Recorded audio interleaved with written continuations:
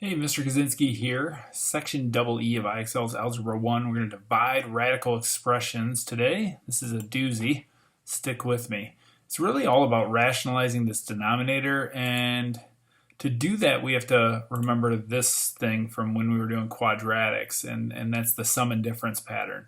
That when we have a plus b times a minus b, we end up with the difference of squares, a squared minus b squared. I don't know if you remember that, but that's what we need today. So to rationalize that denominator on the bottom, we're going to create a sum and difference pattern because that'll eliminate the radical.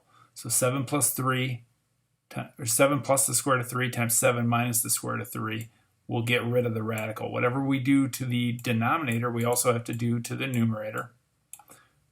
All right, so what's that give us? On top, 6 times 7 is 42, and 6 times the square root of 3 is 6 times the square root of 3. And on the bottom, we end up with a squared minus b squared. 7 squared is 49, and the square root of 3 squared, here's the trick, is 3. So there we go. All right, so on top, we have our 42 minus 6 times the square root of 3. And on the bottom, we have just 46. And then one last step here for this is that all three of these terms are divisible by 2. So to simplify this fraction, we should divide them all by 2. So that would look like this. 21 minus 3 times the square root of 3 all over 23.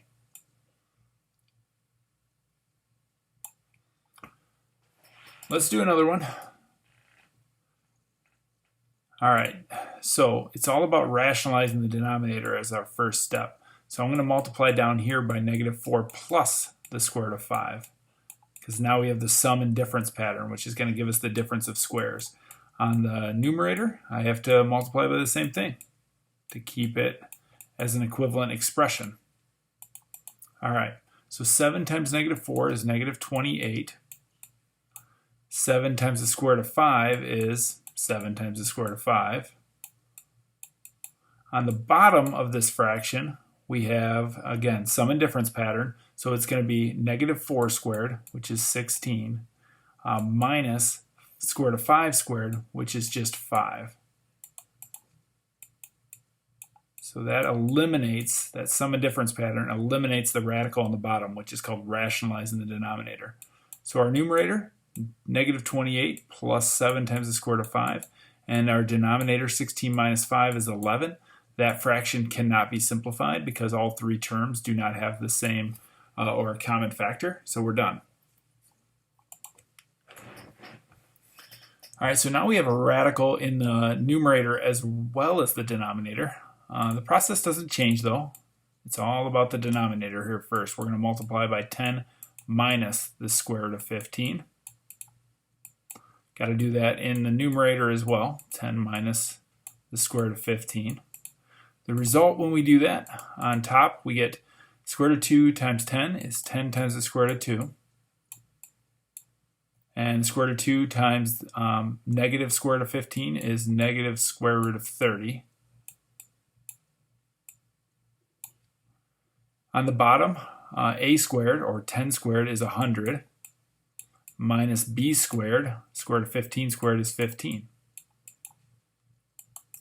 So we end up with 10 times the square root of 2 minus the square root of 30 over 85. One thing we should always look for too is, can we simplify any of these radicals? Does 30 have a perfect square factor? No.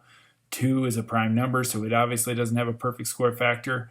The fraction can't be simplified, so that's our answer. You also can't combine terms here in the numerator because they have different square roots. Wow, square roots all over the place now, okay? But the process is the same. We're going to use the sum and difference pattern here.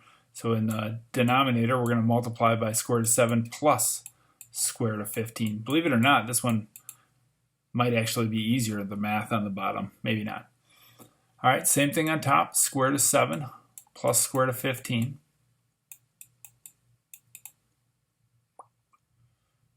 what's that equal?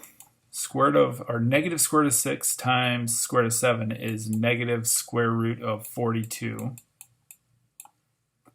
Negative square root of 6 times square root of 15 is negative square root of 90. All over a squared minus b squared here. So square root of 7 squared is 7 minus square root of 15 squared is 15. Now, in my numerator, 42 does not have any perfect square factors, but 90 does. It's obviously divisible by 9. And I kind of noticed that at the beginning when I was doing 6 times 15. I knew 6 was divisible by 3 and 15 was divisible by 3. So I knew that they were going to have, you know, a perfect square factor. 3 squared is 9. So I'm going to look at that as the square root of 9 times 10, where 9's a perfect square, all over negative 8. All right, so negative square root of 42 minus the square root of 9, which is 3, times the square root of 10 all over negative 8. And I don't think IXL would probably accept that as an answer, but usually when I see negatives in the denominator, I try to fix that, and that's an easy fix here. We'll just take the opposite of all three of these terms to simplify this fraction a little bit. So square root of 42 plus 3 times the square root of 10 all over positive 8.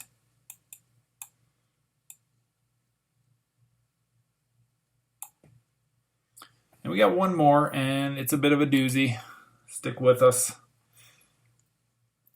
All right, so I'm going to multiply to rationalize the denominator by negative 8 times the square root of 10 minus 2 times the square root of 35. Whatever I do to the denominator, I have to do to the numerator.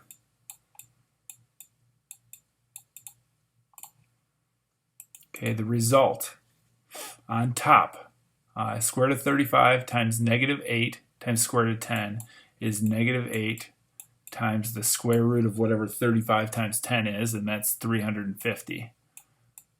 Which, again, notice 35 and 10 are both divisible by 5, and this 350 is divisible by 25, which is a perfect square.